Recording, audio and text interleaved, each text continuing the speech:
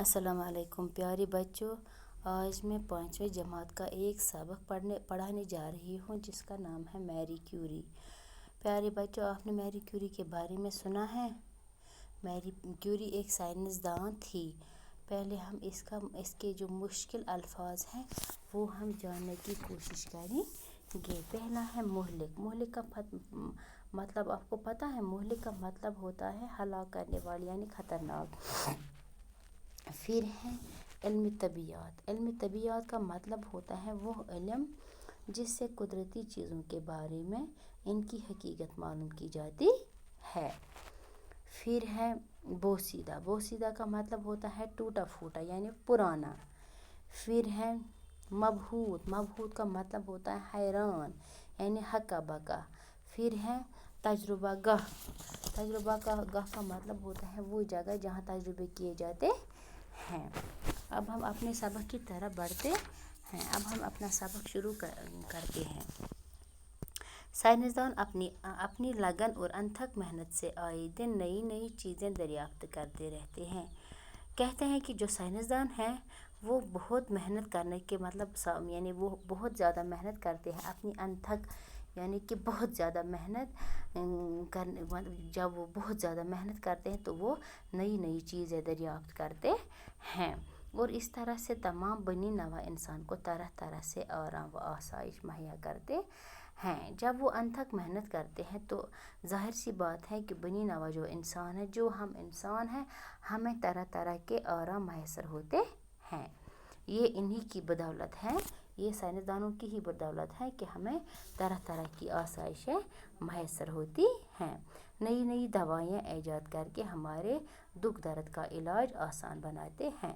یعنی جو نئی دوائیاں بناتے ہیں، نئی دوائیاں ایجاد کرتے ہیں، اس سے ہمارے دکھ درد کا علاج بھی آسان ہوتا ہے۔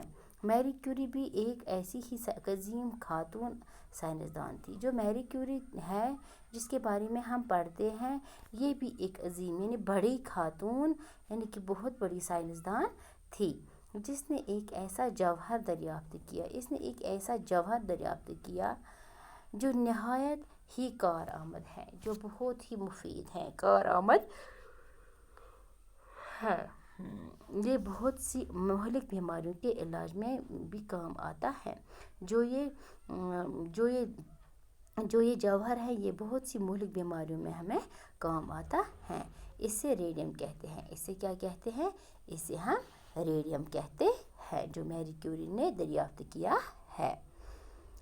میری کیوری 7 نومبر 1827 عیسوی کو پولینڈ کے ایک شہر وارسا میں پیدا ہوئی۔ جو میری کیوری ہے وہ 7 نومبر یعنی 1827 عیسوی یعنی پولینڈ کے ایک شہر جس کا نام وارسا ہے، وہاں ہی پیدا ہوئی ہے۔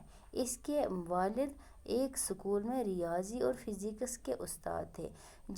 جب اس کے میری کیوری کے جو والد ہیں، یعنی اس کے باپ جو تھے، وہ ایک اسکول میں ریاضی اور فزکس کے استاد تھے۔ یعنی ایک تو وہ میتھمیٹکس یعنی حساب کا یہ کتاب پڑھاتے تھے اور فزکس کا کتاب پڑھاتے تھے، اور ماں ایک بورڈنگ ہاؤس چلاتی تھی۔ یعنی جو اس کی ماں تھی یہ ایک بورڈنگ ہاؤس چلاتی تھی جس میں بورڈنگ لوگ یا بچے رہتے تھے۔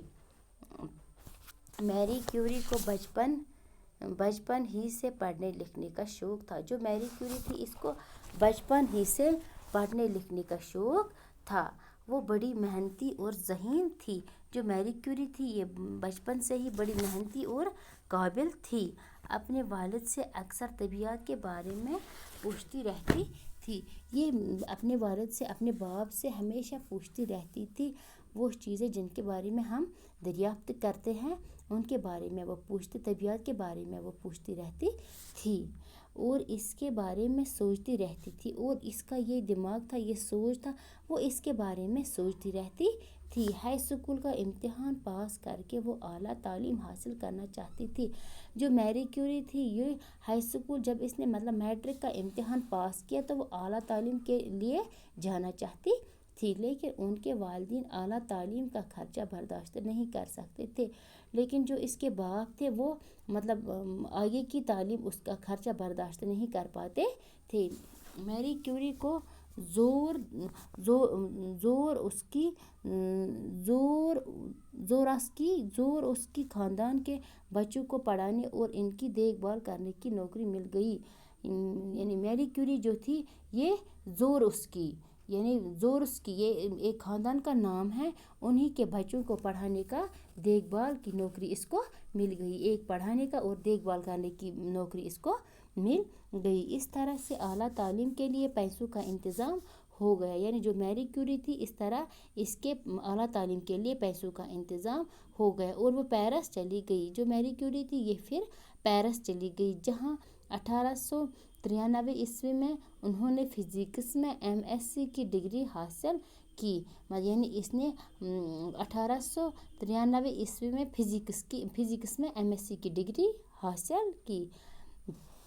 پھر 1894 میں انہوں نے ریاضی میں بھی ڈگری حاصل کی، یعنی اس کے بعد دوسرے سال اس نے ریاضی یعنی کہ حساب جو ہمیں میتھمیٹکس ہوتا ہے اس میں بھی اس نے ڈگری حاصل کی۔